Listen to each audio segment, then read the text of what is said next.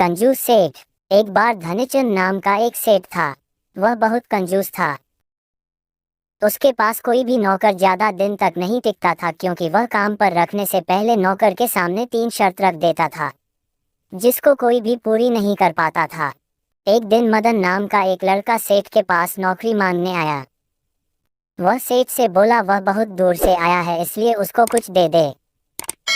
सेठ बोला ठीक है, मैं तुमको नौकरी पर तो रख लूंगा, लेकिन मेरी 3 शर्त है। मदन ने शर्त पूछी। सेठ बोला कि तुमको दिन में या रात में जब भी मैं कोई काम बोलूं तुमको वह करना पड़ेगा। दूसरी शर्त, तुमको दिन में केवल एक बार ही भोजन मिलेगा। तीसरी शर्त, यदि तुम खुद नौकरी छोड़कर जाते हो तो तुमको मुझे 1 साल का पैसा देना होगा। मदन सेठ की सारी शर्त मान गया।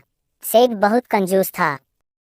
वह मदन को गोदाम से भारी भारी बोरियां लाने को कहता और दिन में केवल एक बार ही सूखा भोजन देता था, जिससे वह दिन प्रतिदिन कमजोर होता जा रहा था।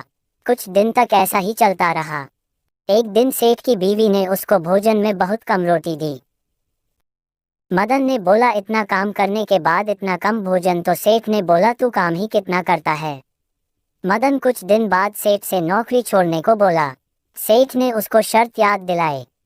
मदन ने अपनी माँ के कंगन बेचकर सेठ को पैसे दिए और गांव लौट आया। एक दिन गांव में मदन को उसका दोस्त रमेश मिल गया। रमेश ने मदन से परेशानी का कारण पूछा तो मदन ने सारी बात रमेश को बता दी। रमेश ने सारी बात सुनकर सेठ का पता पूछा और मदन को चिंता न करने को कहा। रमेश उस सेठ के पास गया और उससे काम मांगा। सेठ ने उसको वही 3 शर्त बताए। रमेश बोला सेठ जी, मैं तो आपकी 3 शर्त मानने के लिए तैयार हूँ, लेकिन आपको भी मेरी एक शर्त को मानना होगा। यदि आप मुझको नौकरी से निकालते हैं तो आपको मुझे 1 साल की पगार देनी होगी। सेठ ने सोचा ऐसी नौबत नहीं आएगी और उसकी बात मान गया। रमेश कुछ दिन तक काम करता रहा। एक दिन सेठ रमेश को बोला जाकर गोदाम से एक बोरी लेकर आओ, फिर उसमें ताला लगा देना।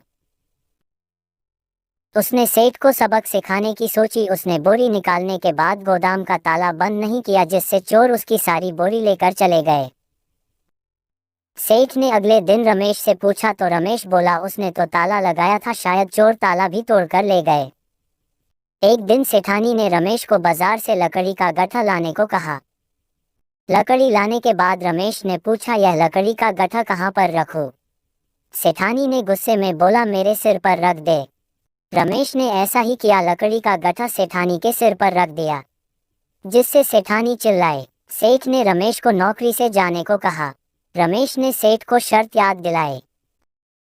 सेठ उसको पैसे देने लगा। तब रमेश ने सेठ को सारी बात बता दी कि वह अपने दोस्त मदन का बदला लेने के लिए वहां आया है।